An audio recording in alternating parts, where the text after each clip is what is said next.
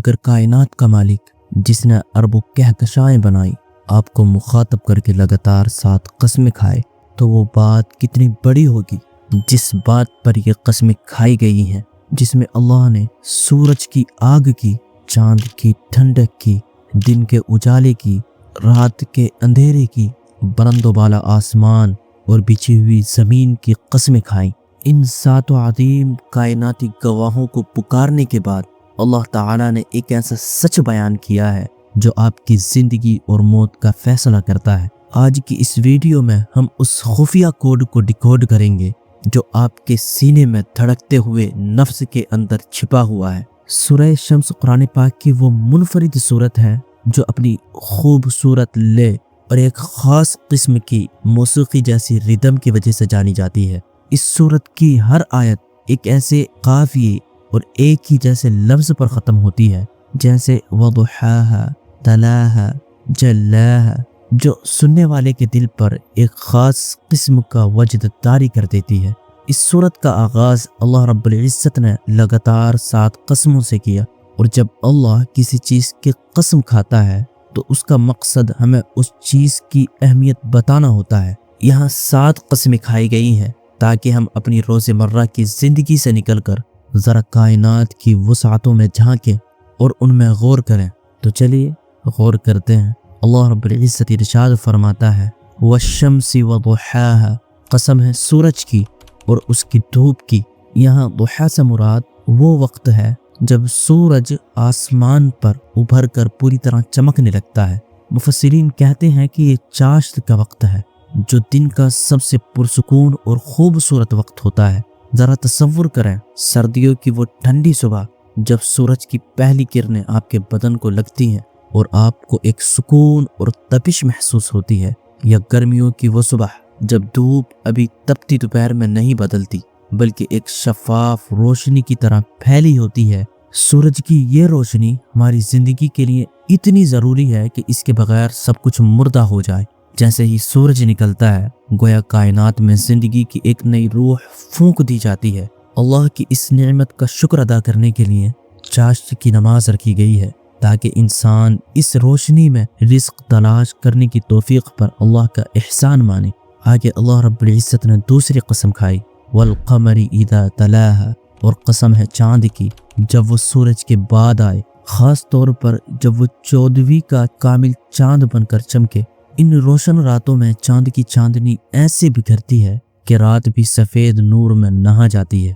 یہ اسلامی مہینے کی 13ویں، 14ویں اور 15ویں تاریخ ہوتی ہے۔ سنت نبوی میں ان دنوں کے روزے رکھنا اس چاند کے کمال، اس کی خوبصورتی اور اس کی ٹھنڈی روشنی پر اللہ رب العزت کا شکر ادا کرنے کا طریقہ ہے۔ انسانی دل اور چاند کے درمیان ایک قدیم اور گہرا رشتہ ہے۔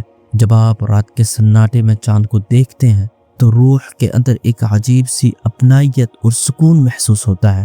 چاند کی چاندنی میں اللہ رب العزت کی تسبیح اور کائنات کی سرگوشیاں سنائی دیتی ہیں، اور یہی وجہ ہے کہ انبیاء راتوں کو جاگ کر اللہ رب العزت کی کائنات میں غور و فکر کرتے تھے، خاص کر کے چاند اور سورج کی بناوٹ میں غور و فکر کرتے تھے۔ آگے اللہ رب العزت تیسری اور چوتھی قسم کھاتا ہے والنہار اذا جلاہا واللیل اذا یغشاہا، قسم ہے دن کی جب وہ سورج کو پوری طرح روشن کر دے، اور قسم ہے رات کی جب وہ اسے ڈھانپ لے۔ جب دن طلوع ہوتا ہے تو کائنات کو نور سے بھر دیتا ہے۔ دن سورج کو آسمان پر ایک دلہن کی طرح سجا کر ظاہر کرتا ہے، جس سے کائنات کی ہر چیز، پودے، جانور، انسان، سمندر، ہر چیز واضح نظر آنے لگتی ہے تاکہ انسان اپنی زندگی کے معاملات میں ان تمام چیزوں سے مدد لے سکے۔ دن کے اجالے میں رزق تلاش کرے، پھر رات آتی ہے، اس کا اندھیرا مخلوقات کو چھپا دیتا ہے، جس کی وجہ سے پوری کائنات پر سکون چھا جاتا ہے، حرکت تھم جاتی ہے اور آنکھیں نیند کے آغوش میں چلی جاتی ہیں۔ رات یہ جسم کے سکون اور آرام کا بہترین موقع ہے۔ اگر ہمیشہ دن رہتا تو انسان تھک کر چور ہو جاتا اور نیند میسر نہ آتی اور اس کی تھکن اتر نہ پاتی، اور اگر ہمیشہ رات رہتی تو زندگی کا پہیہ رک جاتا، لوگ اندھیرے سے اکتا جاتے۔ آگے اللہ رب العزت 5ویں قسم کھاتا ہے والسماء وما بناها، قسم ہے آسمان کی اور اس ذات کی جس نے اس آسمان کو بنایا، جب ہم اوپر آسمان کی طرف دیکھتے ہیں تو ایک عظیم چھت نظر آتی ہے جس میں سورج، چاند، ستارے، کہکشائیں اپنے مداروں میں تیر رہے ہیں۔ ہر ستارہ، ہر ذرہ اپنے مقررہ راستے پر ہے، کہیں کوئی ٹکراؤ یا خرابی نہیں ہے۔ یہ کتنا مضبوط نظام ہے اور یہ کتنی مضبوط چھت ہے جو بغیر کسی پلر کے ہے۔ اسے کس نے تھام رکھا ہے؟ سائنس چاہے کتنے ہی نظریات پیش کرے، اصل حقیقت یہ ہے کہ وہ اللہ ہی ہے جس نے اس عظیم عمارت کو تھام رکھا ہے تاکہ وہ ہم پر گر نہ جائے۔ پھر اللہ رب العزت چھٹی قسم کھاتا ہے، والارض وما طحاها، اور قسم ہے زمین کی اور اس کی جس نے اس زمین کو بچھایا، اسے ہموار کیا، اس میں رزق کے ذریعے پیدا کیے، چاہے وہ کھیتی باڑی ہو، تجارت ہو یا تجارت کی وجہ سے سفر و سیاحت ہو۔ اللہ رب العزت نے زمین کے اوپر بھی نعمتیں رکھیں اور اس زمین کے سینے میں بھی پانی، پیٹرول، لوہا اور قیمتی خزانے چھپا دیے تاکہ انسان ان سے فائدہ اٹھا سکے۔ اگر زمین کے توازن میں، اس کے بیلنس میں ذرہ برابر بھی فرق آ جائے تو یہاں زندگی ناممکن ہو جائے۔ یہ سب اللہ رب العزت کے عظیم کرشمے ہیں۔ اب ان 6 کائناتی قسموں کے بعد اب اللہ تعالی اس اصل بات کی طرف آتا ہے جس کے لیے یہ تمام کا تمام فریم بنایا گیا تھا، اور وہ ہے انسانی نفس۔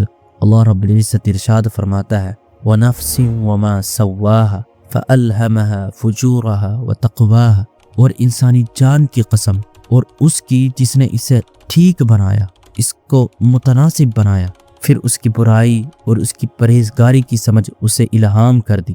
یہ آیت اسلامی نفسیات کی بنیاد ہے۔ اللہ تعالیٰ نے انسان کو نہایت متناسب اور ٹھیک بنایا ہے۔ اگر ہم صرف اپنے جسم کی بناوٹ پر غور کریں یا اپنی سوچنے اور سمجھنے کی طاقت کو دیکھیں تو عقل دنگ رہ جاتی ہے۔ لیکن یہاں صرف جسم کی بات نہیں ہو رہی ہے بلکہ روح کی بات ہو رہی ہے۔ اللہ نے انسان کے اندر 2 راستے رکھ دیے ہیں، پہلا فجور یعنی برائی اور گناہ کا راستہ، دوسرا تقوی یعنی نیکی اور پرہیزگاری کا راستہ۔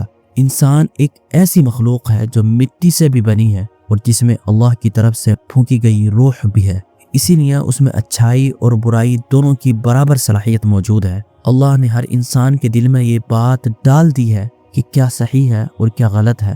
آپ نے اکثر محسوس کیا ہوگا کہ جب آپ کوئی برا کام کرتے ہیں تو اندر سے ایک آواز آتی ہے جو آپ کو ٹوکتی ہے، آپ کو بے چین کرتی ہے۔ یہی وہ فطری شعور ہے جو اللہ نے آپ کے اندر رکھا ہے، یہی وہ فری ول ہے جو اللہ نے آپ کو دی ہے۔ اب یہاں 7 قسم کھانے کے بعد اللہ رب العزت زندگی کا سب سے بڑا فارمولہ بیان کرتا ہے، قد افلح من زکاہا وقد خواب من دساہا۔ یقیناً وہ مراد کو پہنچ گیا، وہ کامیاب ہو گیا جس نے اپنے نفس کو پاک کر لیا، اور وہ شخص ناکامیاب ہوا جس نے اسے گناہوں میں دبا دیا۔ یاد رکھیں، کامیابی کا معیار یہ نہیں ہے کہ آپ کے پاس کتنا مال ہے، کتنی بڑی گاڑی ہے یا کتنا بڑا گھر ہے۔ اصل کامیابی یہ ہے کہ آپ نے اپنے نفس کو کتنا پاک کیا۔ تزکیہ یا پاک کرنے کا مطلب ہے کہ اپنے آپ کو گناہوں کی گندگی، حسد، کینہ اور تکبر سے صاف کرنا اور اللہ کی اطاعت میں اپنے نفس کو لگا دینا۔ دوسری طرف دساہ کا مطلب ہے کسی چیز کو چھپا دینا یا دفن کر دینا۔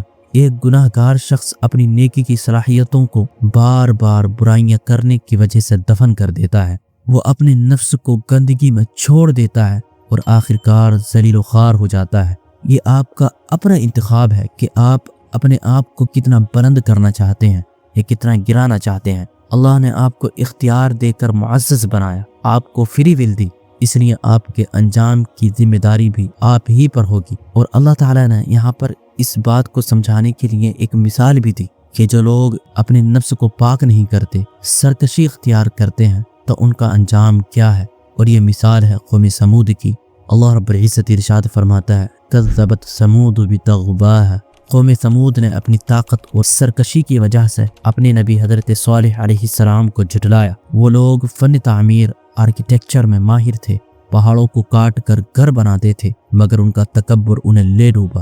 اللہ نے ان کی ہدایت کے لیے ایک معجزہ بھیجا، ایک اونٹنی جو اللہ کی نشانی تھی، مگر ان کی سرکشی اس وقت انتہا کو پہنچی اذ انبعث اشقاها، جب ان کی قوم کا سب سے بڑا ظالم اور بدبخت شخص اس اونٹنی کو مارنے کے لیے اٹھ کھڑا ہوا۔ فقال لهم رسول اللہ ناقۃ اللہ وسقیاها، تو اللہ کے رسول حضرت صالح علیہ السلام نے آخری بار اپنی قوم کو سمجھایا کہ دیکھو یہ اللہ کی اونٹنی ہے، اسے کچھ نہ کہنا اور اس کے پانی پینے کے دن میں خلل نہ ڈالنا۔ ایک دن کنویں سے تم پانی پیو، دوسرے دن یہ اونٹنی پیے گی، اور جس دن یہ اونٹنی پانی پیے گی اس دن تم لوگوں کو اس کا دودھ کافی ہوگا۔ یہ تمہارے لیے اللہ کی طرف سے ایک آزمائش اور نشانی ہے۔ لیکن ان لوگوں نے بات نہ مانی تو انجام کیا ہوا؟ فَكَذَّبُوهُ فَعَقَرُوهَا فَدَمْدَمَ عَلَيْهِمْ رَبُّهُمْ بِذَنبِهِمْ فَسَوَّاهَا۔ انہوں نے نبی کی بات نہ مانی اور اس اونٹنی کو بے دردی سے قتل کر دیا۔ ان کے رب نے ان کے گناہوں کی وجہ سے ان پر ہلاکت ڈال دی، عذاب کو انڈیل دیا اور ان سب کو برابر کر دیا۔ اللہ کا عذاب ایک ہولناک چیخ کی صورت میں آیا جس نے پوری بستی کو تہس نہس کر دیا۔ اللہ نے ان بستیوں کو زمین کے برابر کر دیا جیسے وہاں کبھی کوئی رہتا ہی نہ تھا۔ دمدمہ کا مطلب ہے ایسا عذاب جس نے سب کو اپنی لپیٹ میں لے لیا اور کسی کو نہ چھوڑا۔ یہاں ایک بہت اہم بات سمجھنے کی ہے، اونٹنی کو تو ایک شخص نے مارا تھا، لیکن اللہ فرماتا ہے کہ پوری قوم اس جرم میں شریک تھی۔ کیوں؟ کیونکہ وہ سب اس ظالم کے ساتھ تھے، انہوں نے اسے روکا نہیں بلکہ اس کے اس کام پر خوش تھے۔ یہ اسلام کا ایک اہم اصول ہے کہ معاشرتی ذمہ داری یعنی کہ سوشل رسپانسبلٹی ہر ایک پر ہوتی ہے۔ اگر آپ کے سامنے برائی ہو رہی ہو اور آپ اسے روکنے کی طاقت رکھنے کے باوجود خاموش رہیں تو آپ بھی اس میں برابر کے شریک مانے جائیں گے۔ آخر میں اللہ رب العزت ارشاد فرماتا ہے وَلَا يَخَافُ عُقْبَاهَا، اور اللہ کو اس کے انجام کا کوئی ڈر نہیں ہے۔ دنیا کے بادشاہ جب کسی کو سزا دیتے ہیں تو وہ ڈرتے ہیں کہ کہیں بعد میں کوئی بدلہ نہ لے لے، کوئی بغاوت نہ ہو جائے، لیکن کائنات کا مالک اللہ وہ قادر مطلق ہے جسے کسی کا کوئی خوف نہیں۔ جب وہ کسی ظالم کو اس کے گناہ کی سزا دیتا ہے اور اسے نیست و نابود کر دیتا ہے تو اسے کسی انتقام یا برے انجام کا کوئی ڈر نہیں ہوتا، کیونکہ وہ عادل ہے اور کائنات کا اصل مالک وہی ہے۔ آج کے اس جدید اور تیز رفتار دور میں سورہ شمس ہمیں کائنات پر غور و فکر کرنے کی طرف بلاتی ہے۔ جب آپ سورج، چاند یا آسمان کو دیکھیں تو صرف انہیں مادی چیزیں نہ سمجھیں بلکہ ان کے ذریعے اپنے خالق کو پہچاننے کی کوشش کریں، اس کی عظمت کو جاننے کی کوشش کریں۔ سورہ شمس ہمیں ہماری سوشل رسپانسبلٹی کا احساس دلاتی ہے۔ قوم سمود کی تباہی ہمیں سکھاتی ہے کہ برائی کو دیکھ کر خاموش رہنا بھی اس میں شریک ہونے کے برابر ہے۔ اپنے آس پاس اچھائی کو فروغ دیں، بڑھاوا دیں اور برائی کو روکنے کی کوشش کریں۔ سورہ شمس ہمیں کائنات کی عظمت سے لے کر انسانی نفس کی گہرائیوں تک لے جاتی ہے۔ یہ ایک یاد دہانی ہے کہ ہم اس دنیا میں ایک مقصد کے لیے آئے ہیں، اور وہ مقصد ہے اپنی روح کو اتنا پاک کرنا کہ وہ اپنے رب کے حضور سرخ روح ہو سکے۔ امید ہے کہ اس صورت کی تشریح آپ کے دل میں ایک نئی روشنی پیدا کرے گی۔ ملتے ہیں اگلی ویڈیو میں، تب تک کے لیے خدا حافظ۔